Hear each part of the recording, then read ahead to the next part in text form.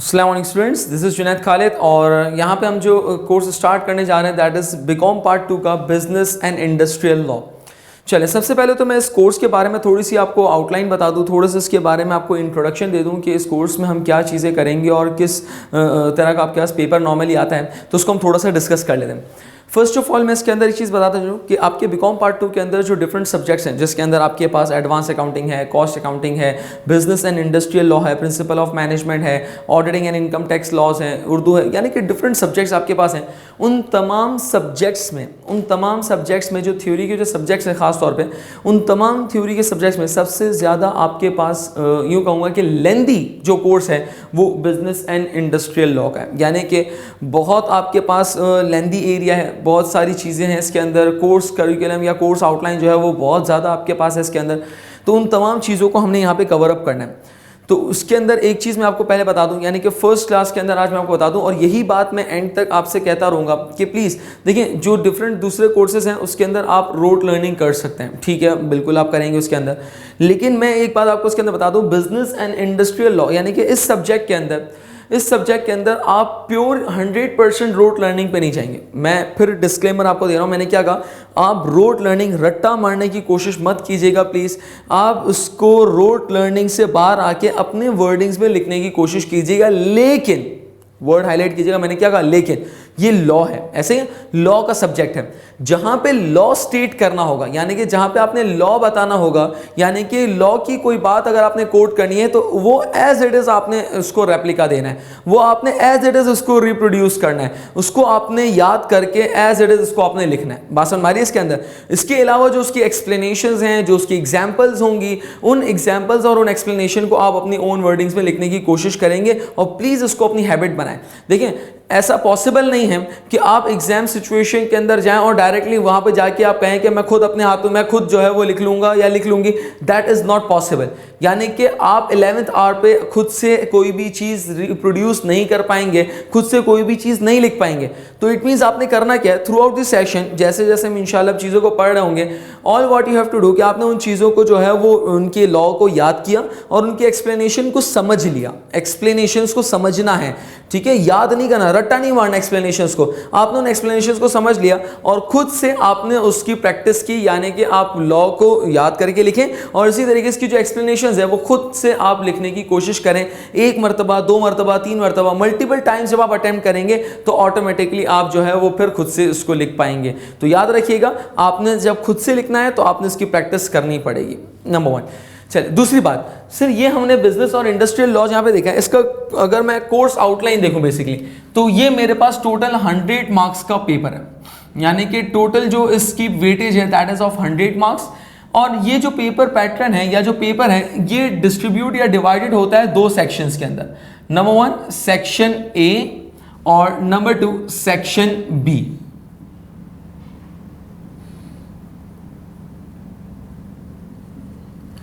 दो सेक्शंस के अंदर डिवाइडेड है। Section A comprises of 70 marks, यानी कि 70 मार्क्स का सेक्शन ए होता है और इसी तरीके से 30 मार्क्स का होता है सेक्शन बी। सर दोनों में क्या डिफरेंस है, यानी कि सेक्शन ए और बी में क्या चीजें टेस्ट की जाती हैं? तो सेक्शन ए के अंदर 70 मार्क्स के अंदर हम टेस्ट कर रहे होते हैं दैट इज बिजनेस लॉ, यानी कि जो यूनिवर्सिटी ऑफ कराची है वहां पर जो टेस्ट कर रही है दैट इज बिजनेस लॉ को टेस्ट किया जा रहा है। इसी तरीके से सेक्शन बी जो कि 30 मार्क्स का है वहां पे टेस्ट किया जा रहा होता है इंडस्ट्रियल लॉ, यानी कि 2 हमारे पास यहाँ पे लॉज हैं तो उन दोनों लॉज को यहाँ पे टेस्ट किया जा रहा होता है that is business law and the industrial law. अभी हम समझते हैं ये है सब क्या, तो उन सब चीज़ों को हम देखेंगे। खैर, सेक्शन ए के अंदर आपके पास ऑलमोस्ट आपने 4 क्वेश्चंस जो है वो अटेम्प्ट करने होते हैं, 4 क्वेश्चंस आपने अटेम्प्ट करने होते हैं। ऑलमोस्ट आपके पास 17 मार्क्स का एक क्वेश्चन होता है ऑन एन एवरेज। इसी तरीके से सेक्शन बी के अंदर आपने टोटल 2 क्वेश्चंस अटेम्प्ट करने होते हैं और each question comprises of 15 marks. That means कि आपने टोटल 2 क्वेश्चंस अटेम्प्ट करने हैं जो जिसकी टोटल वेटेज होगी 30 मार्क्स। तो 15 मार्क्स ईच और 2 क्वेश्चंस आपने अटेम्प्ट करना है। मैं अपना पर्सनल ओपिनियन अगर आपको दूं कि इस लॉ के पेपर को अगर आपने क्लियर करना है, पास करना है, तो इस लॉ के पेपर को पास करने के लिए section B would play an important part. आपके पेपर को पास करने के लिए ये इंपॉर्टेंट पार्ट प्ले करेगा। रीजन, क्योंकि सेक्शन बी का जो कोर्स है वो बहुत ज़्यादा लेंदी नहीं है। सेक्शन ए बहुत लेंदी कोर्स है, बहुत सारी चीज़ें हैं, बहुत सारे इसके अंदर लॉज हैं, बहुत सारी चीज़ों को आपने देखना है उसके अंदर। जबकि सेक्शन बी के अंदर बहुत सारी चीज़ें, यानी कि उसका जो पार्ट है या जो इंडस्ट्रियल लॉ का जो एरिया है वो प्रिसाइज है, बहुत ज़्यादा लेंदी नहीं है, तो it is quite easy to tackle, यानी कि मैं बहुत आराम से उसको जो है वो कवर कर लूँगा। तो इसलिए सेक्शन बी आपके, और वेटेज 30% ऑफ द पेपर, बहुत कम नहीं कहलाती, एक अच्छी खासी वेटेज है कि कम एरिया के अंदर 30%, और यहाँ पर क्या है बहुत सारे एरिया के अंदर 70%। तो उसका मतलब ये है कि सेक्शन बी जो है वो एक ऐसा एरिया है जो मुझे पेपर पास करवाएगा।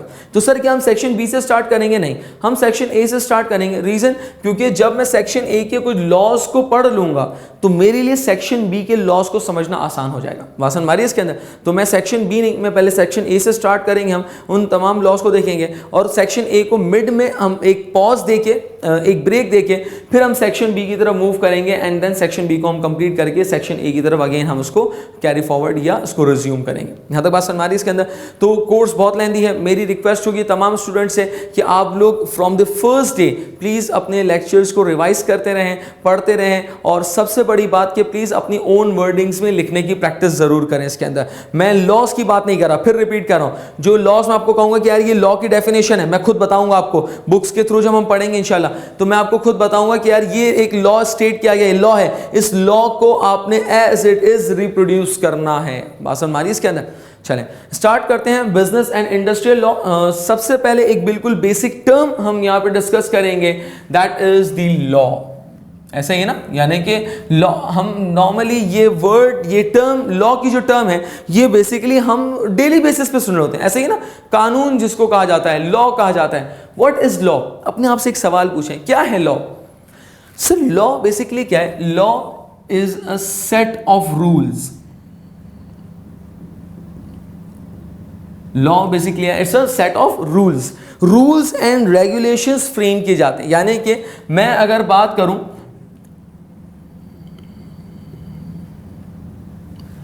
यानी कि मैं अगर बात करूं फॉर एग्जांपल रूल नंबर 1 2 3 4 5, ये क्या है सर? ये डिफरेंट रूल्स हैं, rules and regulations, rules number 1 2 3 4 5। अब जब मैं इन रूल्स एंड रेगुलेशंस को एक जगह कंपाइल कर देता हूं, मैं इनका एक सेट बना देता हूं, मैं उनको एक जगह पे कंबाइन कर देता हूं, तो उसका मतलब ये है कि a set of rules and regulations, तो ये मेरे पास क्या बन जाएगा? लॉ बन जाएगा। लेट्स टेक एन एग्जांपल कि प्राइम के रूल्स या किसी भी इंस्टीट्यूट के रूल्स क्या हैं? आप टाइम पर आएंगे, नंबर 1। नंबर 2, इसी तरीके से आपने जो है वो ड्यूरिंग द लेक्चर्स आप डिस्कशन नहीं करेंगे। नंबर 3, ईटिंग आपके पास अलाउ नहीं है। इसी तरीके से mobile phones are not allowed. ये क्या बताया? ये मैंने डिफरेंट रूल्स बताए, डिफरेंट रेगुलेशंस बताई। ऐसे ही अब इन रूल्स एंड रेगुलेशंस को एक जगह जब फ्रेम कर दिया जाए तो अब ये क्या बन जाता है? ये बन जाता है लॉ। यानी कि आपके पास लॉ क्या है? Law is basically a set of rules and regulations. Sir ये लॉ क्यों बनाया जाता है? यानी कि कहीं पे भी अगर हम देखते हैं कि यार कहते हैं कि यहाँ पे कानून है, यहाँ का लॉ है, यहाँ का कानून है, तो ये लॉ क्यों बनाया जाता है? To prevail justice in the society, to prevail justice in the society, ताकि आप अपनी सोसाइटी में क्या कर सकें? जस्टिस को प्रिवेल कर सकें, जस्टिस को आप डोमिनेट कर सकें, इक्वालिटी को, इक्विटी को आप डोमिनेट कर सकें। फॉर एग्जाम्पल अगर ये लॉज ना हो, ये कानून ना हो, तो उसका मतलब हर इंडिविजुअल अपने हिसाब से चीज़ों को लेकर चल रहा होगा। ऐसा ही है ना। लेकिन अगर हमने रूल बना दिए कि अब क्लास के अंदर मोबाइल फ़ोन प्रोहिबिटेड है, खाना मना है, इसी तरीके से टाइम पे आना है, लेक्चर्स को आपने प्रॉपर्ली अटेंड करना है, टेस्ट आपने रेगुलर बेसिस के ऊपर देना है, ये जब मैंने रूल्स बना दिए तो it means each and every student is required to comply those rules and regulation. अब कोई आपके पास तफरीक नहीं है, कोई इनइक्वालिटी नहीं है, चाहे वो कोई स्टूडेंट्स आपके पास बहुत ज़्यादा पढ़ने वाला हो, कोई स्टूडेंट आपके पास कम पढ़ने वाला हो, उसका फैमिली बैकग्राउंड कुछ भी हो, लेकिन each and every student should comply with these rules and regulations. ये क्या हुआ? ये इक्वालिटी हो गई। ऐसे ही ना, that is the justice, justice for all. मासन हमारी इसके अंदर, तो ये हमारे पास क्या है? लॉ का ऑब्जेक्टिव है कि आप अपनी सोसाइटी के अंदर जस्टिस, इक्वालिटी या इक्विटी को प्रमोट कर सके। यहां तक क्लियर? इसके अंदर लॉ नहीं होगा तो डेफिनेटली जस्टिस भी नहीं होगा, कोई कुछ कर रहा होगा, यानी कि अगर कोई बहुत ज्यादा आपके पास वेल रेप्यूटेड है, यानी कि बहुत ज्यादा वेल्दी है, बहुत ज्यादा आपके पास एक रिच पर्सन है, तो डेफिनेटली वो इस हिसाब से अपने आप को डोमिनेट करने की कोशिश करेगा। सर एक जहन में सवाल आता है, अभी भी तो ऐसा ही हो रहा है, यानी कि अगर हम प्रैक्टिकली देखें तो अभी भी तो ऐसा ही हो रहा है कि जो बहुत ज़्यादा आपके पास वेल्दी है, बहुत ज़्यादा रिच पर्सन है, तो वो डोमिनेट कर जाता है, वो अपने हिसाब से।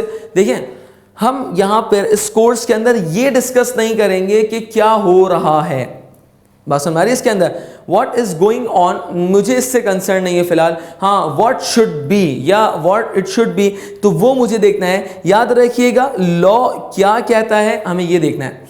प्रैक्टिकली क्या हो रहा है, डेफिनेटली वो हमारे पास थोड़ी चीज़ें जो है वो रिवर्स चल रही हैं, कुछ चीज़ें हमारे पास अगेंस्ट में चल रही हैं। जैसे कि फॉर एग्जाम्पल मैं एक बिल्कुल बेसिक एग्जाम्पल लूँ रिलीजन की। रिलीजन, कोई भी रिलीजन आपको जो है वो आपके पास कोई भी रिलीजन अगर हम लें तो वो कभी भी आपको हार्म करना या किसी को नुकसान पहुंचाना नहीं चाहता। कोई भी रिलीजन आप उठाएं तो कोई भी रिलीजन किसी को भी जो है वो नुकसान नहीं पहुंचाएगा। कोई भी ये गाइडलाइन प्रोवाइड नहीं करेगा रिलीजन कि आप किसी को जो है वो हार्म करें, किसी के साथ आप गलत बात करें या किसी के साथ आप मिसबिहेव करें। कोई भी रिलीजन आपको ये बात जो है नहीं बताएगा, लेकिन लोग कर रहे होते हैं। तो क्या हम रिलीजन को ब्लेम करें? नॉट एट ऑल, हम किसी भी रिलीजन को ब्लेम नहीं करेंगे। इसी तरीके से लॉ हमें इक्वालिटी देता है, लॉ हमें जस्टिस के लिए बता रहा होता है, लेकिन हम उसकी बेसिस के ऊपर ये नहीं देखेंगे कि यार लोग क्या कर रहे हैं, लोग तो यानी कि कोर्ट के अंदर हमारे पास क्या हो रहा है या लॉयर्स क्या कर रहे हैं, तो हमें उसको नहीं देखना। हमें ये देखना है कि लॉ हमारे पास जो इक्वालिटी हमें प्रोवाइड कर रहा है, और लॉ का ऑब्जेक्टिव ही है that is to provide justice for the society. यहाँ तक क्लियर है इसके अंदर? चलिए,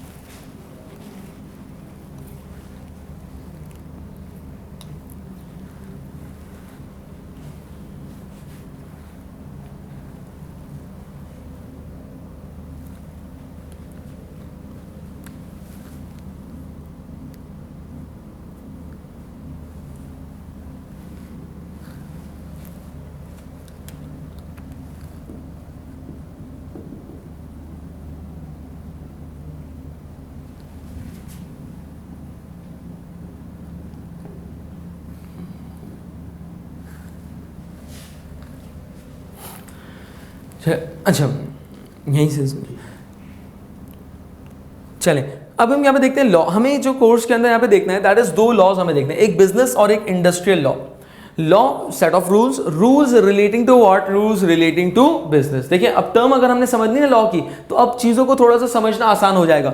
लॉ क्या है? A set of rules, rules and regulations, rules and regulations for what? Business, यानी कि बिजनेस से रिलेटेड। इस लॉ के अंदर यानी कि बिजनेस लॉ के अंदर हम कर क्या रहे होंगे सर? हम यहाँ पे कुछ रूल्स एंड रेगुलेशंस देख रहे होंगे। हम रूल्स एंड रेगुलेशंस यहाँ पर देख रहे होंगे relating to what? Relating to trade and commerce, यानी कि ट्रेड एंड कॉमर्स से रिलेटेड, बिजनेस से रिलेटेड जो है हम यहां पर रूल्स एंड रेगुलेशंस को देख रहे होंगे कि किस तरीके से आप अपनी trading that is the buying and selling, commerce यानी कि अपनी बिजनेस एक्टिविटीज को किस तरीके से आप परफॉर्म करेंगे, तो उससे रिलेटेड हम यहां पे कुछ रूल्स एंड रेगुलेशंस देख रहे होंगे इस बिजनेस लॉ के अंदर। What about the industrial law? Industrial law के अंदर भी हम रूल्स एंड रेगुलेशंस ही देख रहे होंगे। देखिए, लॉ का मतलब ही क्या है? That is the rules and regulations. लेकिन यहां पे जो रूल्स एंड रेगुलेशंस होंगे वो होंगे with respect to what? With respect to industries, with respect to what? Factories, यानी कि फैक्ट्रीज से रिलेटेड, इंडस्ट्रीज से रिलेटेड, लेबर से रिलेटेड, मजदूर तबके से रिलेटेड हमारे पास यहां पर कुछ लॉज बने हुए हैं, कुछ रूल्स एंड रेगुलेशंस हैं जिसको हमें वहां पे देखना पड़ेगा। यहां तक क्लियर है इसके अंदर? तो ये दो लॉज हमें यहां पे अपने बीकॉम पार्ट 2 के कोर्स के अंदर पढ़ने, that is the business and the industrial law. यहां तक क्लियर है इसके अंदर? We will be starting from the business law, और बिजनेस लॉ के अंदर जो हम यहाँ पर लॉज देखेंगे, डिफरेंट लॉज हैं। मैं उन लॉज के नाम जो है वो मैं आपको कॉल कर रहा हूँ। नंबर 1, सबसे पहले मेरे पास एक लॉ है, इसको कहते हैं कॉन्ट्रैक्ट एक्ट, कॉन्ट्रैक्ट एक्ट 1872। इसी तरीके से एक लॉ है पार्टनरशिप एक्ट 1932। इसी तरीके से सेल्स ऑफ गुड्स एक्ट है, कैरेज ऑफ गुड्स एक्ट है। ये डिफरेंट लॉज है मेरे पास। ये क्या है? ये सारे आपके पास बिजनेस लॉ की डेफिनेशन के अंदर, आपके यहाँ बिजनेस लॉ के हम पोर्शन के अंदर ये तमाम लॉज पढ़ेंगे। इसी तरीके से इंडस्ट्रियल लॉ के अंदर फैक्ट्रीज एक्ट है आपके पास। इसी तरीके से वर्कमैन कंपनसेशन, ये आपके पास डिफरेंट लॉज हैं, तो वो लॉज हमें पढ़ने हैं। अब बेसिकली होता क्या है, मैं अगर लॉ को थोड़ा सा डिफाइन करूं, चूंकि ये सब्जेक्ट आपके लिए बिल्कुल एक फ्रेश है, इससे पहले आपने कभी भी लॉ से रिलेटेड कोई सब्जेक्ट नहीं पढ़ा, तो उसको थोड़ा सा हम और डिटेल में देखते हैं। देखिए, किसी भी इंस्टीट्यूशन को या किसी भी इदारे को चलाने के लिए we need certain rules and regulations. ऐसे ही जैसे कि हमने ऑडिट का अगर आपने लेक्चर रिव्यू कर लिया तो उसके अंदर भी हमने देखा था कि एक इंस्टीट्यूशन को चलाने के लिए हमें लॉ या कानून की ज़रूरत पड़ती है। पाकिस्तान एज अ स्टेट, उसको चलाने के लिए हमारे पास एक लॉ है कॉन्स्टिट्यूशन एक्ट 1973।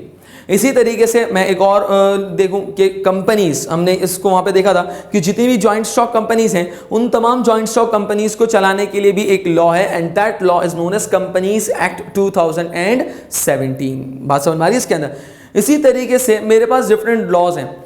अब जब मैं यहाँ पे बात कर रहा हूँ बिजनेस लॉ के अंदर, तो बिजनेस लॉ के अंदर मेरे पास बिजनेस लॉ के अंदर, यानी कि मैं अगर इस बिजनेस लॉ की बात करूँ तो बिजनेस लॉ के अंदर भी डिफरेंट एक्ट्स हैं, डिफरेंट आपके पास यहाँ पे लॉज अवेलेबल हैं, जिसमें हम जो लॉ स्टार्ट करने जा रहे हैं दैट इज पार्टनरशिप एक्ट 1932।